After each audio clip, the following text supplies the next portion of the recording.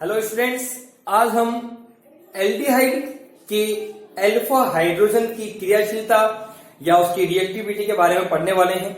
यहाँ alpha hydrogen जो है वो होता क्या है। अगर हम किसी कार्बोनिल कंपाउंड की बात करें और हमें यहाँ कार्बोनिल कंपाउंड के रूप में एल्डिहाइड को लेना है, तो कार्बोनिल कंपाउंड के साथ में जुड़ा हुआ जो कार्बन है उसको हम बोलते हैं अल्फा कार्बन, और उस कार्बन से जुड़े हुए जो हाइड्रोजन है वो कहलाते हैं अल्फा हाइड्रोजन। जैसा कि आपने इसको इस प्रकार से भी बना सकते हैं। यहाँ पर अपन ने इस प्रकार से ये हाइड्रोजन लगा दिया इसके CH3 यानी कि मेथिल समूह के, और ये आपका कौन हो गया है, कार्बोनिल कार्बन। तो कार्बोनिल कार्बन से जुड़ा हुआ जो आपका कार्बन है वो कार्बन अल्फा कार्बन कहलाता है, और इसी कार्बन से जुड़े हुए जो हाइड्रोजन है वो हाइड्रोजन अल्फा हाइड्रोजन कहलाते हैं। तो आज हम पढ़ने वाले हैं कि कार्बोनिल कार्बन युक्त अल्फा कार्बन से जुड़ा हुआ जो आपका अल्फा हाइड्रोजन है, ये अल्फा हाइड्रोजन है वो एसिडिक नेचर को प्रदर्शित करते हैं। अगर ये मुक्त हो जाते हैं तो ये एसिडिक नेचर को प्रदर्शित करते हैं। तो एक बात तो ये कि जब ये हाइड्रोजन इस कार्बोनिल कंपाउंड से मुक्त होगा तो वो H+ के रूप में मुक्त होगा, और H+ जो होते हैं वो एसिडिक नेचर को शो करते हैं। जैसा कि अपन ने इनऑर्गेनिक केमिस्ट्री अकार्बनिक रसायन में आरएनएस की थ्योरी को पढ़ा था। आरएनएस की थ्योरी जो है वो ये कहती है कि यदि किसी यौगिक का जलीय विलयन H+ आयन को मुक्त कर देता है तो वो अम्लीय प्रवृत्ति को यानी कि एसिडिक नेचर को प्रदर्शित करता है, और अगर वो OH को मुक्त कर देता है तो वो क्षारीय यानी कि बेसिक नेचर को प्रदर्शित करता है। तो वही चीज है, यहाँ पर H+ आयन अगर मुक्त होगा तो वो एसिडिक नेचर को प्रदर्शित करेगा। अब ये यहाँ पर H+ आयन जो है वो किस प्रकार से इस कंपाउंड में से, इस यौगिक में से ये अल्फा हाइड्रोजन जो है वो किस प्रकार से मुक्त होगा, उसका रीजन यहाँ पर क्या है कि ये अल्फा हाइड्रोजन किस प्रकार से मुक्त होता है। तो यहाँ पर देखते हैं कि ये जो आपका कार्बोनिल कार्बन है, हम जानते हैं कि इससे जुड़ा हुआ जो मेथिल समूह है वो मेथिल समूह जो होता है वो +I इफेक्ट को प्रदर्शित करता है, जैसे कि अपन ने पिछले वीडियो में भी इसके बारे में पढ़ रखा है। आप पिछले वीडियो को भी रिवाइज कर सकते हैं। तो ये जो आपका मेथिल समूह है वो क्या करेगा, +I नेचर को प्रदर्शित करेगा। तो +I नेचर का प्रदर्शित करता है, इसका मतलब ये कार्बन जो है यानी कि मेथिल समूह जो है वो इलेक्ट्रॉनों को मुक्त करेंगे, या इसको अपन यू भी कह सकते हैं कि ये जो कार्बोनिल कार्बन है वो -I इफेक्ट को प्रदर्शित करता है। ये कार्बोनिल कार्बन जो है वो -I प्रभाव यानी कि प्रेरणिक प्रभाव, जिसको इंडक्टिव इफेक्ट कहते हैं, वो प्रदर्शित करता है। और माइनस का मतलब ये है यहाँ पर ये इलेक्ट्रॉनों को आकर्षित करते हैं। कि अब ये इलेक्ट्रॉनों को आकर्षित कैसे करते हैं भाई, ऑक्सीजन जो होता है वो तो हाई इलेक्ट्रॉन नेगेटिविटी को प्रदर्शित करता ही है, यानी कि हम जानते हैं आवर्त सारणी में जो है आपका ऑक्सीजन जो है फ्लोरीन के बाद में सबसे अधिक विद्युत ऋणात्मक तत्व होता है, और ये अधिक विद्युत ऋणात्मक है। इसका मतलब ये इलेक्ट्रॉनों को अपनी तरफ अट्रैक्ट करेगा। तो जब ये इलेक्ट्रॉन को अट्रैक्ट करेगा तो ये इलेक्ट्रॉन किससे लेगा, ये कार्बन से इलेक्ट्रॉन लेगा। तो कार्बन से जब ये इलेक्ट्रॉन लेगा तो ये कार्बन जो है पास वाले कार्बन से यानी कि अल्फा कार्बन से इलेक्ट्रॉनों को आकर्षित करेगा। तो ऑक्सीजन ने कार्बन से इलेक्ट्रॉन लिए अपनी विद्युत ऋणात्मकता के कारण, इलेक्ट्रॉन नेगेटिविटी के कारण, और इस कार्बन ने इस मेथिल समूह से इलेक्ट्रॉन को लिया। तो जब ये कार्बन इस वाले कार्बन यानी कि अल्फा कार्बन से इलेक्ट्रॉनों को अपनी ओर आकर्षित करेगा, तो ये कार्बन जो अपना इलेक्ट्रॉन इसको दे देगा। अब ये कार्बन जो है अपने इलेक्ट्रॉन की क्षतिपूर्ति के लिए, यानी कि यहाँ पर वापस इसको इलेक्ट्रॉन चाहिए, तो ये इलेक्ट्रॉन किससे लेगा, ये हाइड्रोजन से इलेक्ट्रॉनों को लेकर के अपनी क्षतिपूर्ति को पूरा करेगा। यानी कि इसके पास जो इलेक्ट्रॉन की डेफिशिएंसी हो जाएगी वो किससे पूरी करेगा, इस हाइड्रोजन यानी कि अल्फा हाइड्रोजन से पूरा करेगा। और जब यहाँ पर अल्फा हाइड्रोजन जो है वो इलेक्ट्रॉन देकर मुक्त हो जाएगा, तो यह हाइड्रोजन यहाँ क्या करेगा, अपना इलेक्ट्रॉन जो है वो यहाँ पर इस प्रकार से मुक्त करेगा। देख सकते हैं आप, यहां जब यह हाइड्रोजन अपना इलेक्ट्रॉन मुक्त करेगा तो इस कार्बन के ऊपर क्या आ जाएगा, एक नेगेटिव साइन आ जाएगा, और यह हाइड्रोजन जो है यहाँ पर प्रोटॉन के रूप में बाहर निष्कर्षित हो जाएगा। तो यहाँ यूं भी कह सकते हैं कि ये जो कार्बन है, ये कार्बन और ये हाइड्रोजन जो है वीक बॉन्ड से जुड़े होते हैं, यानी कि दुर्बल बंधित होते हैं। दुर्बल बंधित क्यों होते हैं, क्योंकि ये कार्बन जो है इस हाइड्रोजन से यानी कि इस हाइड्रोजन के इलेक्ट्रॉनों को अपनी ओर आकर्षित करके रखता है। तो इसी कारण से ये जो कार्बन और हाइड्रोजन का बॉन्ड जो होता है वो वीक बॉन्डेड होता है, यानी कि दुर्बल बंधित होता है।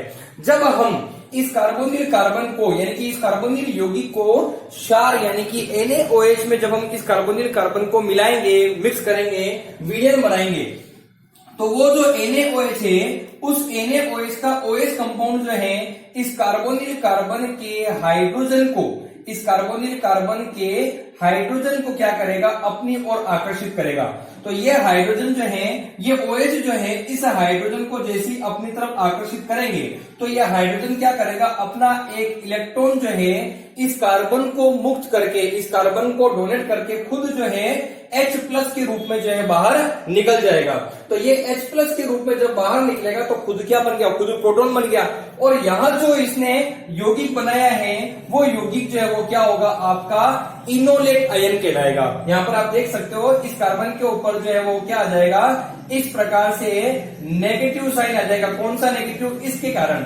और यहाँ पर आपका ये हाइड्रोजन था और एक और हाइड्रोजन आपका वो ये दो हाइड्रोजन है ना यहाँ पे, इन दोनों हाइड्रोजन को यहाँ इस प्रकार से लगा दिया और ये आपका हो गया ये इनोलेट आयन। ये क्या हो गया आपका इनोलेट आयन। तो एक तो इसमें रीजन ये आ रहा है कि ये जो कार्बन है, ये कार्बोनिल कार्बन जो है अपने -I इफेक्ट के कारण क्या करता है, इस अल्फा कार्बन से इलेक्ट्रॉनों को अपनी ओर आकर्षित करता है, अट्रैक्ट करता है। तो जब ये अल्फा कार्बन अपने इलेक्ट्रॉनों की डेफिशिएंसी को पूरा करेगा तो ये हाइड्रोजन से इलेक्ट्रॉनों को अपनी ओर अट्रैक्ट करेगा। तो हाइड्रोजन को के इलेक्ट्रॉनों को अपनी तरफ अट्रैक्ट करने के कारण ये अल्फा कार्बन और ये अल्फा हाइड्रोजन जो है वीक बॉन्ड से जुड़े होते हैं। और जब हम इस कंपाउंड को क्षार यानी कि NaOH में मिक्स करेंगे तो ये NaOH क्या करेगा, इस हाइड्रोजन को यहाँ इस अल्फा कार्बन से एब्स्ट्रैक्ट कर लेगा, यानी कि इसको निष्कर्षित कर लेगा। और क्या कंपाउंड बनाएगा, यहाँ पर इनोलेट आयन बन जाएगा। तो एक रीजन तो ये आ रहा है, इस अल्फा हाइड्रोजन के निष्कर्षित यानी कि एब्स्ट्रैक्ट होने का एक रीजन तो यहाँ ये आ रहा है कि ये जो अल्फा कार्बन है वो किससे जुड़ा हुआ है, -I इफेक्ट को शो करने वाले कार्बोनिल कार्बन से जुड़ा हुआ है। और दूसरा रीजन क्या होगा, दूसरा रीजन ये कि बनने वाला जो इनोलेट आयन है वो क्या करेगा, अपनी रेजोनेंस नेचर को शो करेगा। और हम जानते हैं कि जब किसी कंपाउंड में रेजोनेंस होता है तो वो कंपाउंड कैसा हो जाता है, स्टेबल हो जाता है। तो यहाँ पर इस कंपाउंड को तो हम देख ही रहे, साथ ही साथ जो बनने वाला यहाँ पर आयन है वो भी क्या है, स्टेबल है। इसलिए यहाँ पर इस कार्बोनिल कंपाउंड यानी कार्बोनिल यौगिक को H+ आयन को एब्स्ट्रैक्ट कर लेने के बाद में भी ये कंपाउंड कैसा है, स्टेबल है। तो उसके कोई स्थायित्व में कोई फर्क नहीं पड़ रहा है। अब यहाँ पर रेजोनेंस होने के कारण कौन सी स्ट्रक्चर बनती है वो भी अपन देख लेते हैं। एक स्ट्रक्चर तो है यहाँ पर ये इस प्रकार से बन रही है, जब ये इलेक्ट्रॉन जो है इस वाले बॉन्ड पर जाएगा यानी कि इस कार्बन पर जब ये बॉन्ड जाएगा तो ये जो डबल बॉन्ड है वो यहाँ पर इस प्रकार से बाहर निकल के इस ऑक्सीजन के ऊपर एक इलेक्ट्रॉन को यहाँ पर एक्स्ट्रा लगा देंगे। तो यहाँ पर जो बनने वाली स्ट्रक्चर होगी जो कि रेजोनेंस स्ट्रक्चर होगी वो किस प्रकार से होगी, यहाँ पर आप देख सकते हो ये आपका हाइड्रोजन बॉन्ड, ये हाइड्रोजन, यहां से ये बॉन्ड जो है कहां आ गया, इस वाले बॉन्ड यानी कि इस कार्बन पर आ गया। तो यहां बन जाएगा डबल बॉन्ड और इस कार्बन से यहां से ये इलेक्ट्रॉन निकल के क्या आ जाएगा, इसके ऊपर। तो यहां पर इस प्रकार से ऑक्सीजन के ऊपर क्या आ जाएगा, एक नेगेटिव साइन यहां आ जाएगा। तो इस प्रकार से यहाँ जो शेप बन रही है, यहाँ जो स्ट्रक्चर बन रही है इनोलेट आयन की, वो कैसी स्ट्रक्चर हो रही है, वो रेजोनेटिंग स्ट्रक्चर हो रही है। तो इसमें रेजोनेंस होने के कारण क्या हो रहे हैं, ये कंपाउंड जो है आपका स्टेबल हो रहा है। तो यहाँ पर अल्फा हाइड्रोजन के एब्स्ट्रैक्ट होने के पीछे दो रीजन हैं। पहला रीजन तो ये कि कार्बोनिल कार्बन जो है अपना -I इफेक्ट शो करता है और -I इफेक्ट शो करने के कारण वो अल्फा कार्बन से इलेक्ट्रॉनों को अपनी ओर आकर्षित करेगा और ये अल्फा कार्बन जो है अपने पर इलेक्ट्रॉन की डेफिशिएंसी को पूरा करने के लिए अल्फा हाइड्रोजन से इलेक्ट्रॉनों को अपनी ओर आकर्षित यानी कि अट्रैक्ट करेगा, जिसके कारण ये अल्फा कार्बन और अल्फा हाइड्रोजन वीक बॉन्ड से जुड़े होंगे। जब हम इस कंपाउंड को NaOH यानी कि क्षार यानी कि बेस में मिलाएंगे, मिक्स करेंगे, तो यहाँ पर ये जो है H+ जो है यानी कि ये NaOH का OH जो है इस कंपाउंड से H+ को अपनी ओर अट्रैक्ट करेगा यानी कि इसको इस कंपाउंड से एब्स्ट्रैक्ट कर देगा और ये हाइड्रोजन जो है अपना इलेक्ट्रॉन इस अल्फा कार्बन को डोनेट करके H+ के रूप में बाहर निकल जाएगा और इस प्रकार से एक रेजोनेटिंग स्ट्रक्चर को बनाएगा जो कि स्टेबल होती है। तो दो इसमें शेप रीजन आ रहे हैं, एक तो कार्बोनिल कार्बन का -I इफेक्ट और दूसरा जो बनने वाला आपका ऋणायन है, जो बनने वाला आपका कार्ब एनायन है, वो क्या है, रेजोनेंस होने के कारण स्टेबल है। इफेक्ट और दूसरा जो बनने वाला आपका ऋणायन है, जो बनने वाला आपका कार्ब एनायन है, वो क्या है, रेजोनेंस होने के कारण स्टेबल है। प्राप्त अल्फा हाइड्रोजन से रिलेटेड कुछ इंपॉर्टेंट रिएक्शन है, जो कि यहां पर हम अल्फा हाइड्रोजन की एसिडिक नेचर को प्रदर्शित करती है। तो इसकी एसिडिक नेचर को शो करने के लिए हम एक इंपॉर्टेंट रिएक्शन ले रहे हैं जिसका नाम है एल्डोल संघनन, जिसे एल्डोल कंडेंसेशन भी कहते हैं। तो अल्फा हाइड्रोजन के द्वारा यानी कि अल्फा हाइड्रोजन की एसिडिक नेचर को शो करने के लिए एल्डोल कंडेंसेशन रिएक्शन के बारे में हम पढ़ते हैं। यहां एल्डोल कंडेंसेशन क्या है, यानी कि एल्डोल संघनन क्या है। देखो एल्डोल जो होता है, एल्डोल, इस रिएक्शन का नाम है एल्डोल संघनन। अब इस एल्डोल में आप देख सकते हैं, एल्डोल संघनन के बारे में आपको एल्डोल के बारे में पहले बताने वाला हूं, या एल्डोल क्या होता है। एल्डोल वो होता है जिसमें यदि किसी एक ही यौगिक में एल्डिहाइड और एल्कोहल, अगर आप इसको एल्डोल को दो भागों में बांटोगे तो यहाँ एल्डो इससे बनने वाला है एल्डिहाइड, ये आपका क्या हो गया है यहां पर एल्डिहाइड, और यहां पर ओल आ रहा है, और ओल जो है वो किसका अनुलग्न होता है, वो होता है OH यानी कि एल्कोहल का अनुलग्न होता है। तो यहां पर एल्डोल जो है यानी कि ऐसा यौगिक जिसमें एल्डिहाइड और एल्कोहल दोनों का समावेश हो, यानी कि दोनों अगर एक ही यौगिक में हो तो उस कंपाउंड को हम क्या कहते हैं, एल्डोल कहते हैं। तो यहां हम एल्डोल संघनन के बारे में पढ़ने वाले हैं, जो कि किसके कारण हो रही है, अल्फा हाइड्रोजन की एसिडिक नेचर के कारण। एल्डोल संघनन में क्या होगा, यदि हम अल्फा हाइड्रोजन युक्त कार्बोनिल कार्बन को लेंगे, जिसमें अपने पास में कार्बन, ये अल्फा हाइड्रोजन है, और यहां आपका ये इस प्रकार से CH3 यहां जुड़ा हुआ है, और सॉरी यहां कार्बन और ये CH3 इस प्रकार से है, और यहां अपन ने क्या जोड़ रखा है, आपका कार्बोनिल कार्बन जोड़ रखा है। तो आपको कार्बोनिल कार्बन जो लेने हैं वो कौन से लेने हैं, अल्फा कार्बन, जिनके पास में अल्फा हाइड्रोजन हो वही वाले लेने, यानी कि एल्डिहाइड और ketone having alpha hydrogen atom react with dilute NaOH यानी कि डाइल्यूट बेस।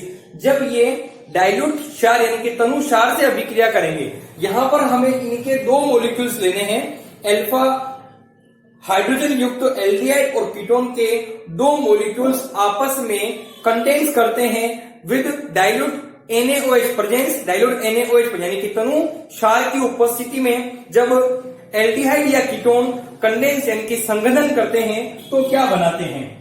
यहां पर अपन ने ये कंपाउंड तो इस प्रकार से लिया, इसी को वापस लेना है जिसमें अपन ने ये H और ये आपका CH2 और बॉन्ड ये आपका आ गया है सॉरी CHO, ये आपका एल्डिहाइड। यहां भी आपने एल्डिहाइड लिया है, यहां भी आपने एल्डिहाइड लिया है, यानी कि दो मॉलिक्यूल्स आपको लेने थे, और ये दोनों मॉलिक्यूल्स जो हैं किसकी प्रेजेंस में रिएक्शन करेंगे, तनु यानी कि डाइल्यूट NaOH की उपस्थिति में ये अभिक्रिया करेंगे।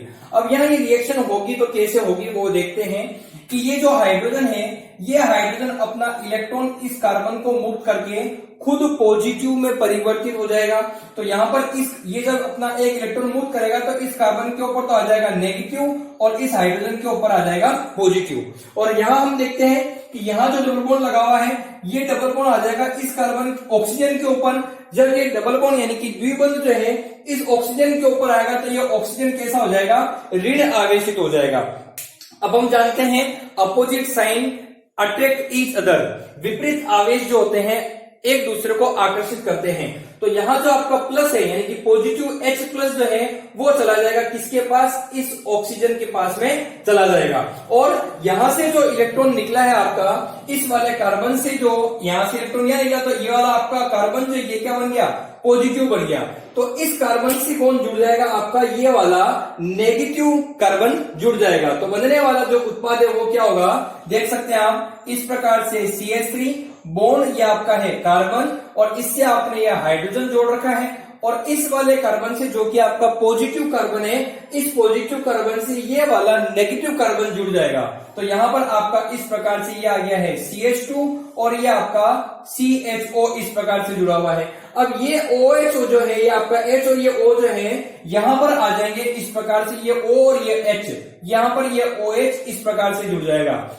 अब आप देख सकते हो कि आपको यहाँ जो कि क्या प्राप्त हो रहा है। तो ये आपका कार्बन हो गया, ये आपका हो गया अल्फा कार्बन और ये आपका हो गया अब बीटा कार्बन। तो यहाँ पर जो बनने वाला उत्पाद है, वो प्रोडक्ट जो है वो क्या है, बीटा हाइड्रोक्सी एल्डिहाइड कहलाएगा। ये आप देख सकते हो यहाँ पर आपके बीटा कार्बन पर कौन जुड़ा हुआ है, ये OH जिसको हम बोलते हैं हाइड्रोक्सी, जो कि इसका प्रीफिक्स है, पूर्व लग्न है OH का हाइड्रोक्सी। तो आपका बनने वाला जो कंपाउंड है वो क्या है, वो है यहाँ पर beta hydroxy, beta hydroxy aldehyde. ये आपका जो यौगिक बनने वाला है वो कौन है, आपका बीटा हाइड्रोक्सी एल्डिहाइड यहाँ पर है। फिर एक बार बता देता हूं, यहाँ पर अल्फा हाइड्रोजन की एसिडिक नेचर को शो करने के लिए हमने यहाँ पर एल्डोल कंडेंसेशन अभिक्रिया को लिया है। आपकी जो समीकरण है उसका नाम है यहाँ पर एल्डोल संघनन, एल्डोल संघनन। यहाँ इस समीकरण को समझाने से पहले मैंने आपको ये बताया था कि एल्डोल क्या होता है। एल्डोल वो है जिसमें अगर कोई एक ही यौगिक या एक ही कंपाउंड है जिसमें एल्डोल का आगे वाला ए और इस आगे वाले अक्षर को अगर आप हटाओगे तो यहाँ पर एल्डिहाइड बन रहा है, और पीछे वाले ओल को अगर आप हटाओगे तो एल्कोहल बन रहा है। यानी कि अगर किसी एक यौगिक में एल्डिहाइड और एल्कोहल दोनों का समावेश हो, यानी कि दोनों साथ में हो, तो उसको हम एल्डोल कहते हैं। आप यहाँ देख सकते हो आपको ओल यानी कि एल्कोहल भी मिल रहा है और एल्डी यानी कि आपको CHO यानी कि एल्डिहाइड भी मिल रहा है। तो ये जो आपका कंपाउंड है वो क्या कहलाएगा, आपका एल्डोल कहलाएगा। इसे आप एल्डोल भी कह सकते हो। तो यहाँ पर एल्डोल कंडेंसेशन यानी कि एल्डोल संघनन अभिक्रिया जो किस प्रकार से हो रही है, तो एल्डोल कंडेंसेशन अभिक्रिया को करने के लिए हमें 2 अल्फा कार्बन यानी कि अल्फा हाइड्रोजन युक्त एल्डिहाइड या कीटोन को लेना है। तो हमने यहाँ पर अल्फा हाइड्रोजन युक्त दोनों एल्डिहाइड को लिया है, और ये दोनों एल्डिहाइड जब डाइल्यूट बेस यानी कि डाइल्यूट NaOH की प्रेजेंस में जब रिएक्शन करते हैं यानी कि कंडेंस करते हैं, तो इनमें किस प्रकार से आयनों का एक्सचेंज होता है वो भी आप देख लो। यहाँ पर ये वाला हाइड्रोजन जो है अपना एक इलेक्ट्रॉन इस कार्बन को डोनेट करके बाहर निकलेगा। तो यहाँ पर जब ये इसको अपना इलेक्ट्रॉन डोनेट करेगा तो ये वाला कार्बन जो है नेगेटिव साइन का हो जाएगा और ये हाइड्रोजन जो है वो पॉजिटिव साइन का हो जाएगा। और इसमें आप देख सकते हो यहाँ जो द्विबंध है ये ऑक्सीजन क्या करेगा, इस कार्बन से इलेक्ट्रॉनों को अपनी ओर अट्रैक्ट करेगा। तो जैसे यहाँ से कार्बन से इलेक्ट्रॉन को लेगा तो इस ऑक्सीजन के ऊपर आ जाएगा नेगेटिव साइन और इस कार्बन के ऊपर आ जाएगा पॉजिटिव साइन। अब आप देख सकते हो दोनों ही कंपाउंड में जो अपोजिट साइन है वो एक दूसरे को आकर्षित करेंगे। हम जानते हैं opposite sign are attract each other. तो यहाँ पर ये जो पॉजिटिव है ये इस नेगेटिव के साथ जुड़ जाएगा और OH बना देगा, और इस पॉजिटिव कार्बन से ये नेगेटिव कार्बन जुड़ जाएगा। जैसा कि आप यहाँ देख सकते हो ये CH3 इस पॉजिटिव कार्बन से ये नेगेटिव कार्बन जुड़ रहा है, इस पॉजिटिव कार्बन से ये नेगेटिव कार्बन जुड़ रहा है। यहाँ पर भी मैं साइन लगा देता हूं ताकि आपको कोई कंफ्यूजन ना हो। ये आपका पॉजिटिव कार्बन, ये आपका नेगेटिव कार्बन है, और ये आपका पॉजिटिव हाइड्रोजन था और ये आपका नेगेटिव ऑक्सीजन है।